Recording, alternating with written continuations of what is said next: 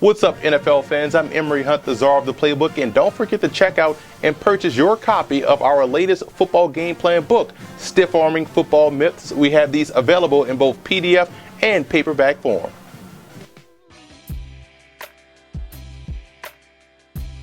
Welcome to Football Game Plans Talking with TD. I'm your host, Teron Davenport.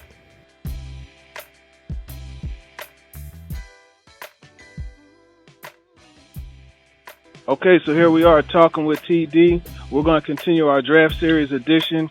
We're going to go to Florida State. We keep talking to these DBs. We're going to bring another one. We got Nick Waisome out of Florida State, defensive back. Nick, how you doing, man? I'm doing real good, man. How you doing? I'm doing really well, man. I'm glad you came on. I always like to talk shop with the DBs because, you know, I'm an ex-receiver, so it's good to get that, you know, that conversation going. So let's just start right from the top. You know, in watching you when you were at Florida State, you know, initially you made some really good plays. Your agent actually told me to take a look at the Clemson game, and you had a pretty solid game against Sammy Watkins. Can you talk about that matchup a little bit? You know, it was a good matchup. You know, before the game started, you know, I kind of, you know, went through, you know, practice and stuff, and we, you know, focused on, you know, working on our technique and stuff like that, and being able to play good defense against them, man. You know, hold them to the less, you know, as less amount of yards we could. So, I mean, as far as that, I mean, you know, I just took my technique and took my coaching and just applied it to the game, and, you know, ended up having a good turnout. There you go. So talk a little bit about how you play the corner position. I tell the listeners, because a lot of people, you know, they don't know you as a player. So go ahead and sell yourself to the listeners and any personnel people that may be listening. I mean, I feel like I'm a physical corner for my size. You know, I may be, you know, I'm a 5'10", 180, 183 corner, and I mean, I feel like, you know, I got a lot of power to my punch.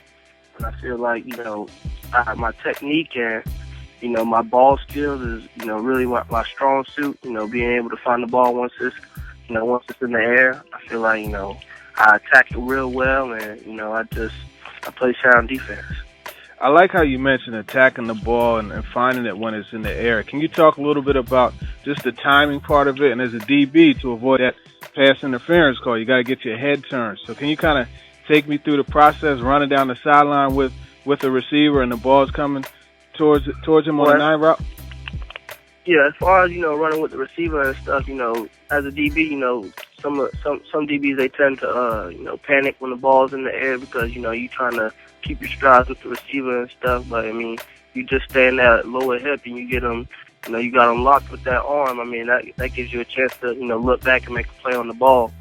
And then when judging it, you know, you got to know if you're going up to bat the ball down, or if you're going to go up and make the interception with two hands, or if you just really going to just, you know, try to, you know, outrun the receiver and, you know, veer him out of bounds. So, you know, it's just a matter of, you know, staying calm, staying patient, and playing through your technique. Nick, I could tell you know your position, man, because that arm is something that a lot of DBs use, and you guys use that to kind of slightly guide the receivers towards closer and closer to the sideline. That's a good old Darrelle Revis trick. I like how you bring that up. Any particular players in the league that you watched growing up, or anybody in the league now that you would say has a game similar to yours? Like you said, you know, Darrelle Revis was always, you know, a favorite of mine growing up. You know, I like to watch, you know, guys like Pat Pete, you know, guys like, Richard Sherman. But I mean, you know, they're all different, you know, different players, different statures than I am. So, you know, when it comes to, you know, I just kind of like take, you know, pieces of, you know, each guy and try to apply it to my game. You know what I'm saying? I like that. Yeah, that's definitely what you want to do. Looking at the secondary at Florida State, I mean, last year, LaMarcus Joyner and Terrence Brooks came out. You know, this year you got yourself, Ronald Darby, P.J. Williams, you know, and there's other guys that are going to follow.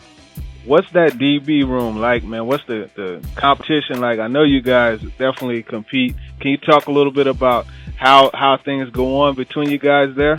Well, I mean, it's definitely you know, competitive, you know, environment. You know, you got guys that you know from high school there and stuff like that. You know, you hear guys' names and stuff coming up, but I mean, as far as competing, I mean, you go out there every day, trying to defend your job, or trying to show what you got to the coaches. So I mean, at the end of the day, the best man gonna be on the field, as far as with the coaches. So I mean, when your name is called, you got to be ready. We don't just stress the fact, the first guy got to be the guy that the first guy is the guy. We prepare for injuries. We prepare for all that type of stuff to happen. And it's motivation. I mean, we all kind of root on for each other. We just when your name is called, you rooting for the other guy. You know what I'm saying? So I mean, there's no selfishness at all.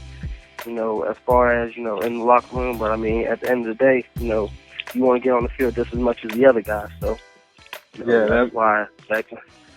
That makes sense. And another thing you want to do is contribute in any way possible. Last year, did you get the opportunity to take part in some special teams as well? Yeah, I did special teams. I mean, I did kickoff, I did punt return, I did pretty much everything. But, I try to make myself as versatile as I can. I also did, play some nickel. And I played out the outside a little bit. But, I mean, just being versatile, being able to help the team in any way you can, is pretty much what I shoot for. You talk about the nickel position. Is that a spot where you think you'll really be able to make your mark in the league, going into the league? Yeah, making that transition to the league, I feel like, that nickel position could be a spot that, I'll be used at. But, I mean, I feel like I can hold my own on the outside. But, right. It's always up to the, organization and based on, depth and stuff like that, whichever I fit. But, with my technique, I feel like, being on the inside with some of those faster guys, I feel like I have to stick with those. Yeah, you saw how the Patriots were working things with Edelman and Amendola. They definitely like to go to that slot. And then sometimes you get the power slot, like you get a Gronkowski or you get a guy like that they put in the slot. So talk about when you have to go against a physical, a big player like a Gronk or somebody along those lines, whether it be at the slot or outside. How do you, as a guy who's right around 6 feet, how do you go about defending somebody like that? I've had experience, versus one of the good things, when we had Kelvin Benjamin, right. he's every bit of 6'5", and, he had to wait on him. He's a big time receiver. But, I mean, as far as that, I just kind of stick to my technique, stick and move. As a little guy, I feel like some of those bigger receivers try to, get into you, and try to, kind of manhandle you. So, I mean, you got to keep your distance and be able to, just pretty much trust your technique, stick and move, and be able to stay in his hip pocket and not let him try to get as much leverage, with his body on top of you. Makes sense. Now, obviously, at Florida State, there's nothing but athletes on that football team. You can't be a slouch to get a scholarship and to play for Florida State. Coming out of high school, you were a 4-star recruit. Can you talk a little bit about your high school career and what led you to go to Florida State? My high school career, I kind of, hit the camp circuit a lot as far as, Under Armour, Nike and all that. But, I feel like I got a lot of pub from those camps, and then, that's when I started getting the offers and stuff. But, also competing at, certain camps like, Friday Night Lights, at Florida. I was actually a Florida commit. But, leading me to FSU, Urban Meyer, kind of left, and I decommitted because, I wasn't sure about the coaching staff, and I didn't know who was going to be the coach at Florida anyway. So I was just kind of, it was just kind of hard. It was just going to a new program pretty much like that. So I still kind of held my relationship with Florida State, and I was from the Florida area. Kind of wanted my parents to come to my game, so I mean I made the decision to go in there. Did you play any other sports in high school? I did track, and I did a little bit of basketball in the beginning, but that's pretty much what led me to football. I had my football coach kind of came to one of my basketball games and said, "Man, you ain't gonna make it playing basketball. You're too short." So he said, "Come out to the football field, and I get you to the next level." So I kind of trusted his word, and just kind of like just gave myself to him. I stopped a lot of things, as far as like hanging out in high school, and just tried to focus on getting better. And getting as many offers as I could, so I have as many opportunities to make myself, a better person. That's really good. So you applied yourself early. Okay, so now, I mean, you're right around 6 feet. You're a guy coming out of Florida State. But what do you say to somebody that tells you now, hey, listen, you're not going to make it in the league. You're not tall enough, or you're not this, or you're not that? Line up. That's pretty much what I'm going to tell you. Line up, and I'll show you. I'll be able to show anybody. I feel like from what I've learned at Florida State, that I can stick with any of them.